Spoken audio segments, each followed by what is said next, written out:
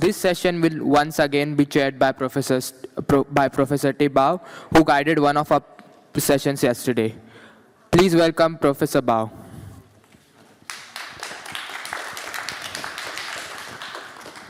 Okay, so first of all, it's my great pleasure to introduce the first speaker of today's session on economics.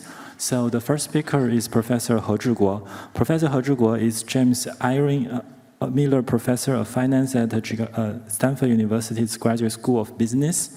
His expertise spans financial markets, institutions, macroeconomics, Chinese financial markets, and cryptocurrency and the blockchain. Before joining Stanford, he was a chair professor at the Chicago Booth Business School, and where he led the Becker-Friedman Institute China.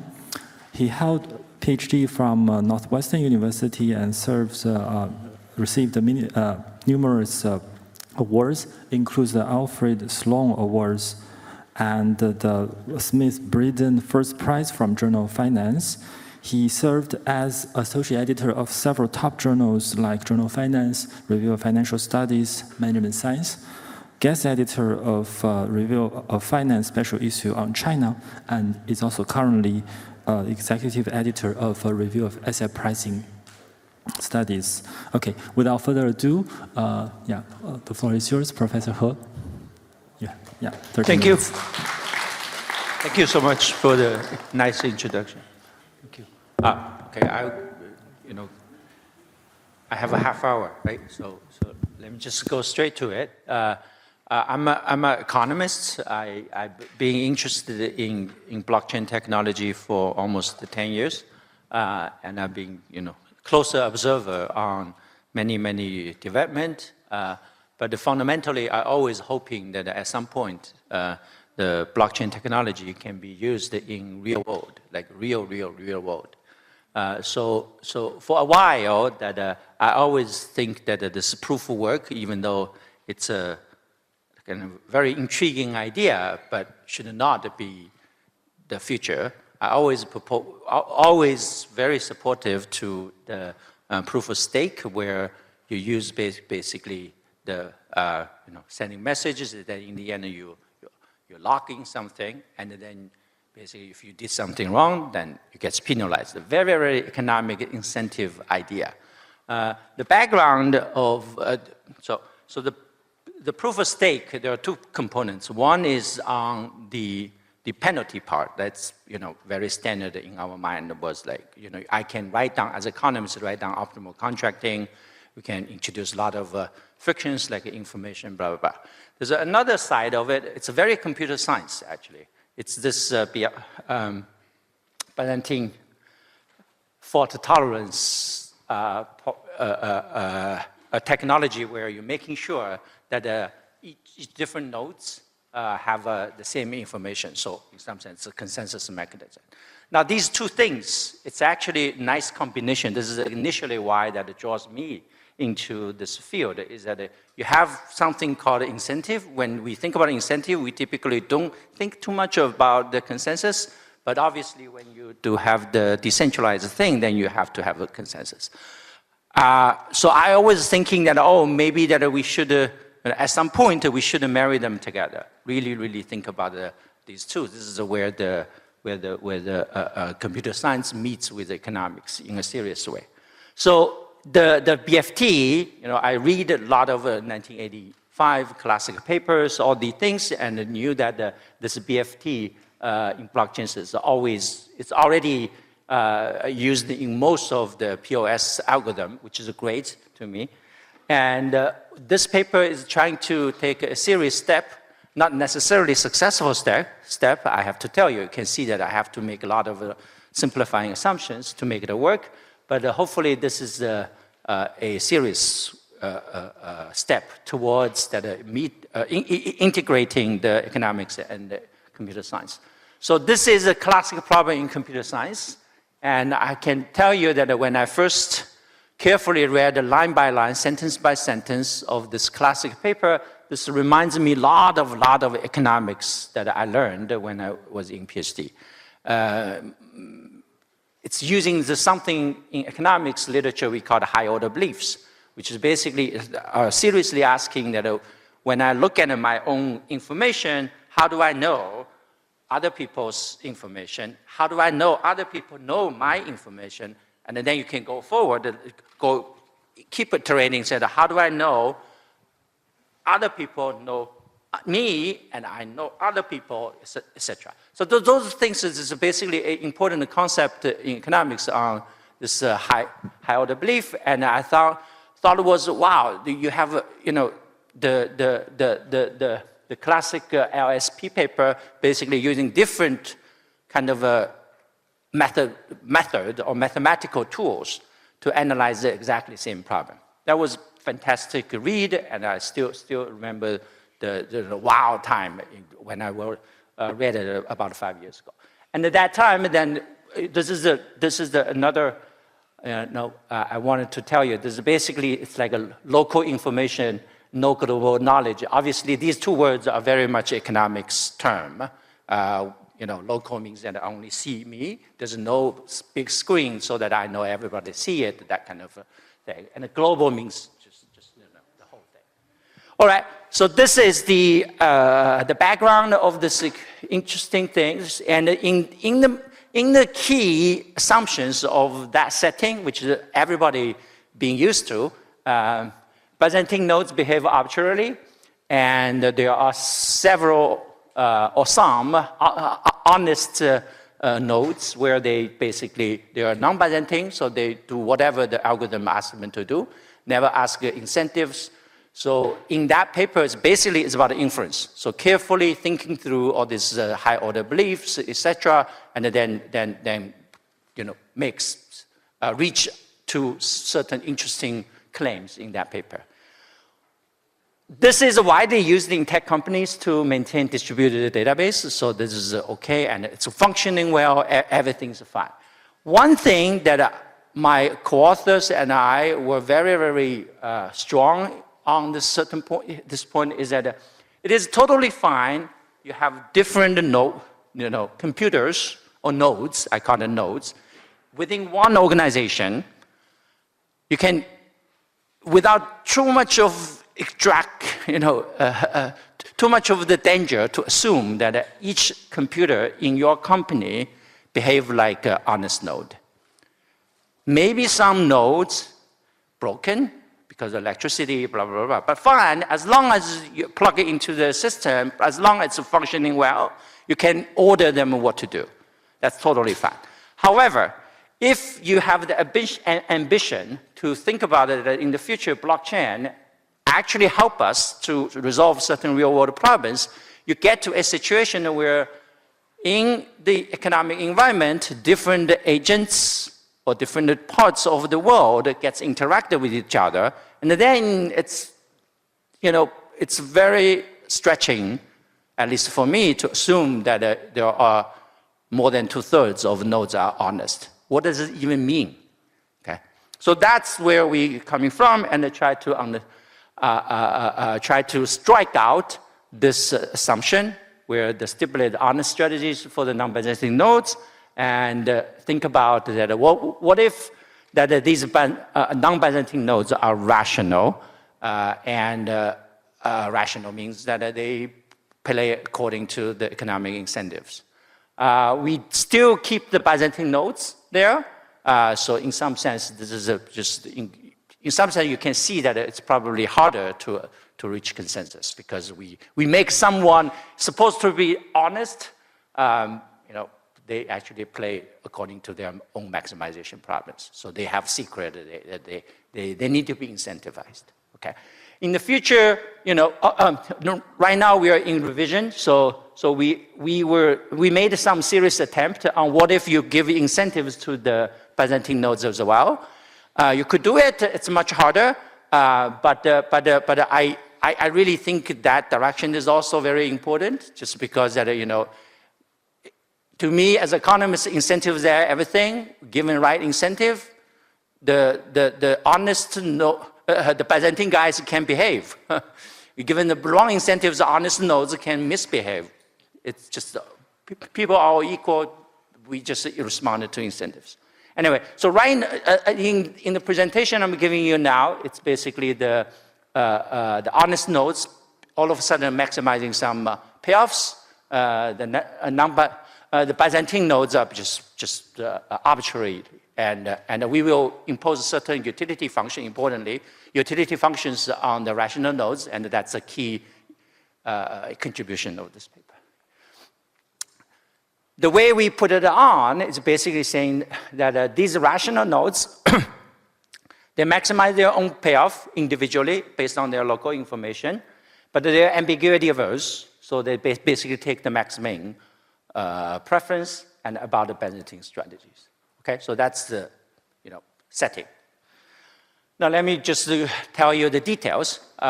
It will be only one round. If you're a computer science background, you will say we are cheating, but let's, fine. We are cheating. But let's deal with this first, and then see what's going on. Okay, we have a game among a measure of n computer nodes, and this is the standard thing. Nature randomly select one node as a leader. This is the dice. Denote all other leaders as backups. That's just the terminology. The leader decides for each backer whether to send a message among each other, and this is the standard way of thinking about it. And then each backup receiving message from the leader then decides for each other node whether to forward the message. So that's basically one round of the Byzantine tolerance procedure. It's not. Should I?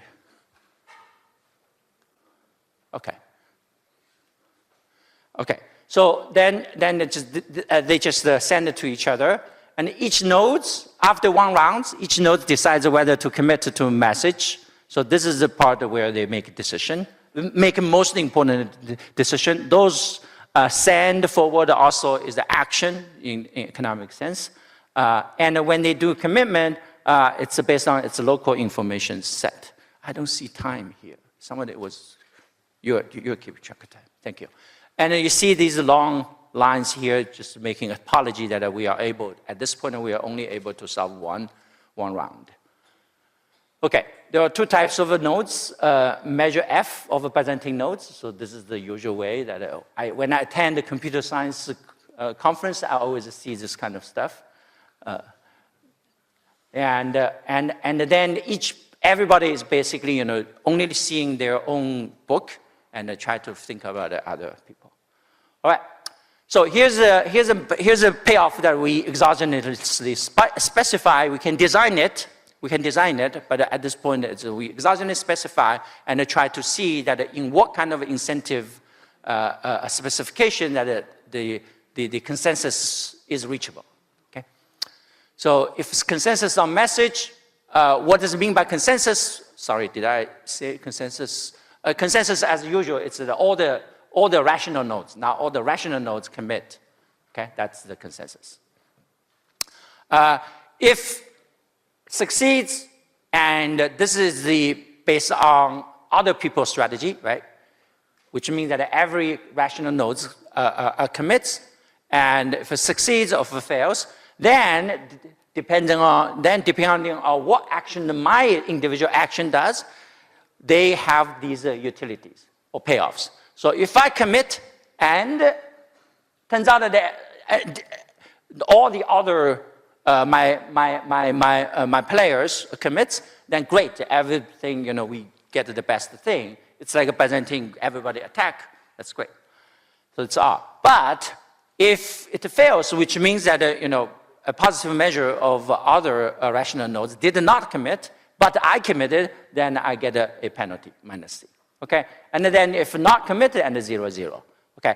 This too is not important at all, but the fact that it have the strong coordination flavor, that's important, which means that I would like to be in the same position as the other people. That's basically the connection between between Byzantine tolerance 1982 paper and this global game literature that it was very, very influential literature in the economics about the coordination games. All right, so we basically specify that, and then it's a coordination and plus the cheap talk, basically, if you were familiar with the economics about that. Then solution concept, it's the usual thing. This is a standard thing. The only thing maybe a little bit different from you're used to is whether it's basically it's taking from the some behavioral, psychology economics part where people might have uncertainty part, and uncertainty. People might have different priors, and when they make a decision, they always think about the worst case scenario. Okay. When I say, rational, they are ambiguity averse. This is the formal name is called multipliers over Byzantine strategies. All right, so here is the utility function. Rational nodes are ambiguity averse towards Byzantine strategies, so basically they worry about the worst case scenario. The nice thing about it this way is I don't need to study the Byzantine strategy at all, right? Because basically, the rational guys think the other side are crazy, and actually, I don't need to analyze these crazy guys' strategy. For me, the rational guys only need to think about how crazy that possibly could be. That's enough to analyze the equilibrium. All right. So formally, we have this utility, this maximization problem, or mean, opposite of the max. A rational node I at any information set Ri facing all possible Byzantine strategy in B, sorry, this is a big B, chooses action AI, my AI. This big A minus I is my friends of the honest rational nodes minus I, just accept me or other rational people. But obviously, the bunch of Byzantine people there, so it's B. And then I'm taking expectation over my own information set, knowing the equilibrium strategies. Okay.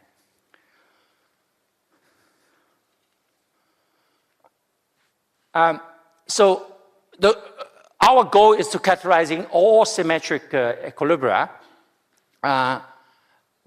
We focus on asymmetric equilibria, or the class of a symmetric equilibria. Means that everybody, if their role is the same, then they are playing the exactly same strategies. Okay. So in this potential equilibria, a rational leader being picked to be the leader and sends message to each backup with the probability P. Okay. A rational backup forwards the message if received with the probability Q. So P and Q is parameter. That part of the equilibrium basically indexes the possible equilibrium. I could have said P equals 1, I could have said P equals a half. There's a lot of equilibrium indexed by these P and Q. Because our goal is just to characterize the possible equilibria, so we're trying to be very, very general here. And a backup commits if and only if receiving, this is the results. Sorry, it's not results, it's just a notation. That if that a K is the number of messages I got, belong to a set of E1 that are between 0 and n, because maximum amount of the message I receive is just 0 to n, right?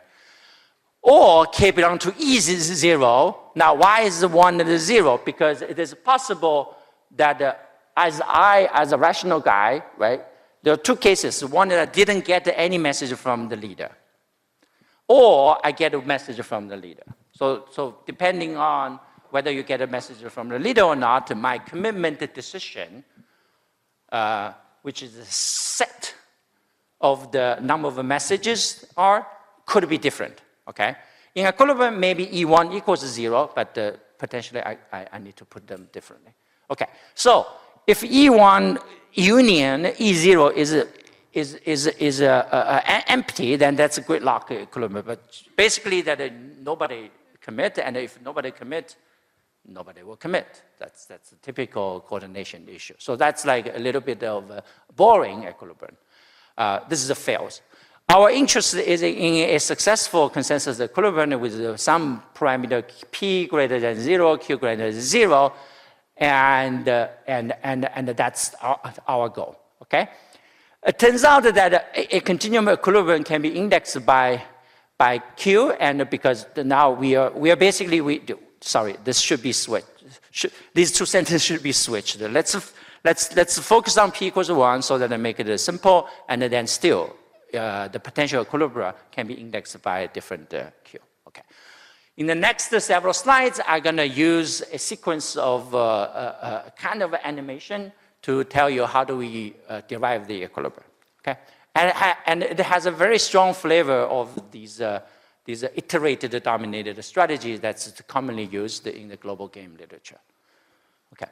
So basically it's really about inference. Let's talk about inference first, and then bring into the incentive to tell you what is possible, what is not possible. Okay. So about the leader, so first of all, that the guy needs to think about what are whether the leader is rational or Byzantine. Okay, because that we think that oh, this should be Q. Sorry. Sorry, I think yes. Sorry, this is Q equals 1. So, because Q equals 1, so it is if in equilibrium that rational is leader is rational, then he sends it to everybody with probability P, and everybody follow the consensus equilibrium. Then I know if I receiving message at outside of this I call the comfort zone, then I know the leader must be not rational. That must be Byzantine, because if it's Byzantine, then I will be able to receive the message within this band. Right? Okay. So that's the first thing that I make an inference. If I got the message within this band, then I'm still not sure whether the leader is Byzantine or not Byzantine.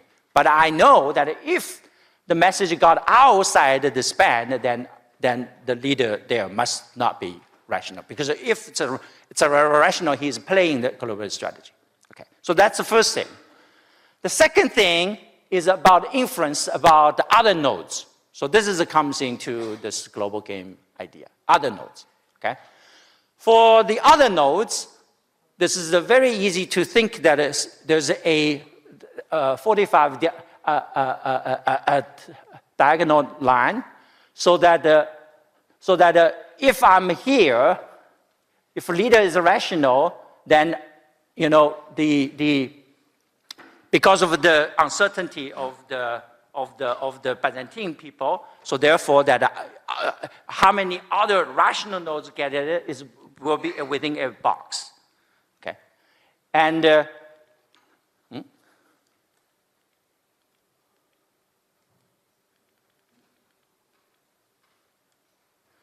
there was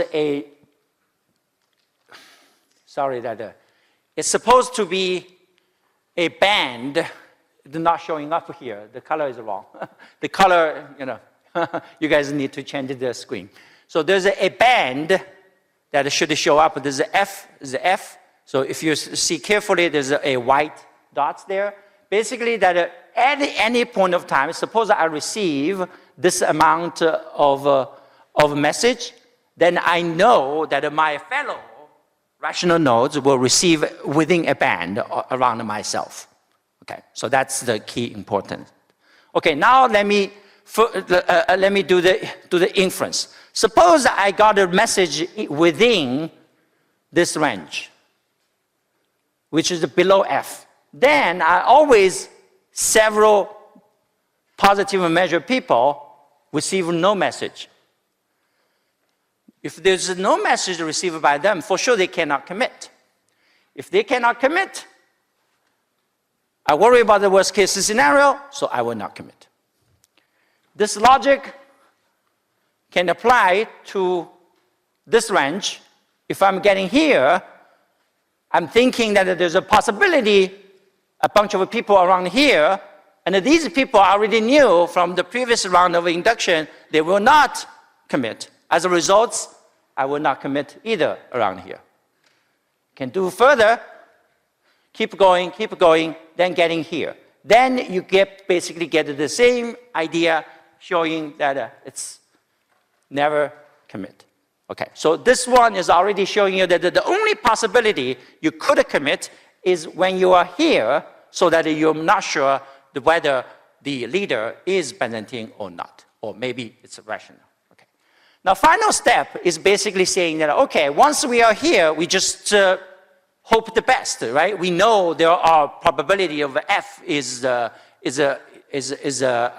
Byzantine leader. There's a probability N minus F being picked of the rational as the rational leader. So as a result, that we can categorize the equilibrium depending on when we got the message here, what's the probability of getting the R, or what's the probability of getting the minus C.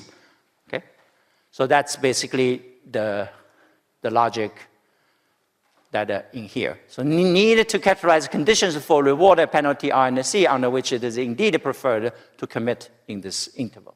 Okay?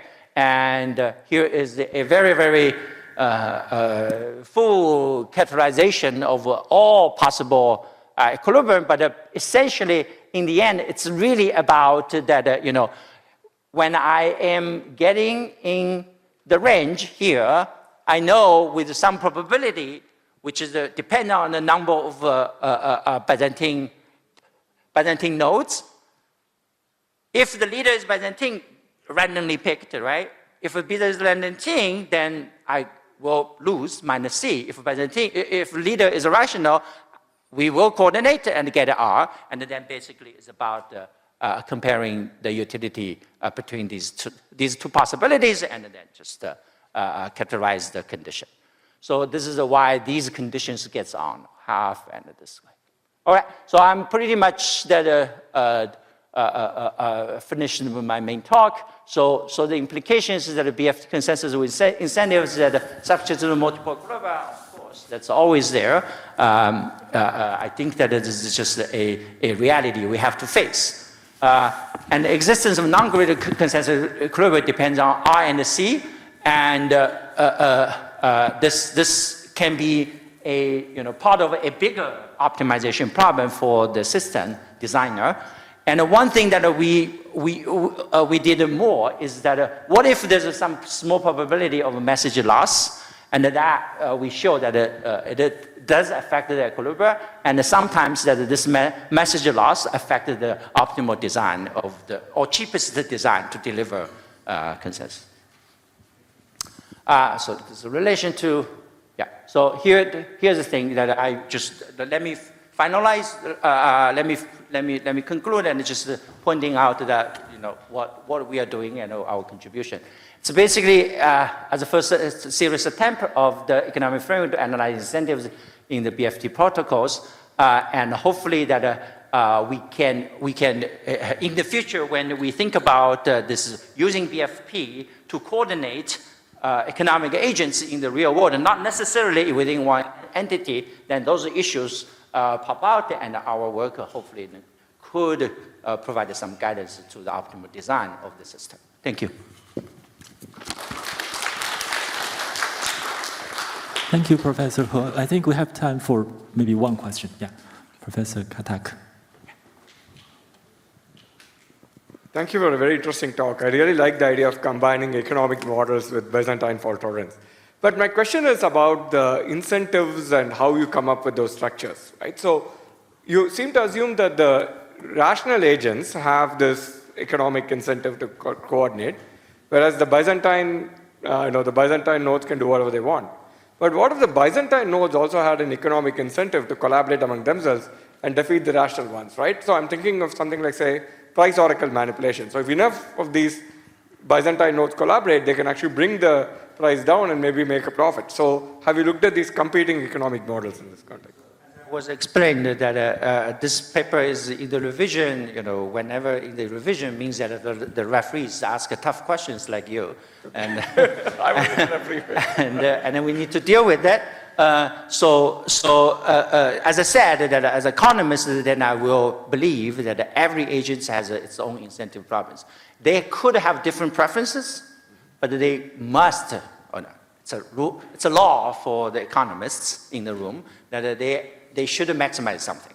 Okay, so basically that's what you said. And we did it. There is some interesting implications in one small section that we now added it to the paper. Is basically that in some sense that if the agents actually is maximizing something, right, or minimizing something, whatever, right. optimize something. While here, that we're assuming that the rational guys don't know what these guys are doing. Crazy, okay? Turned out that they're different.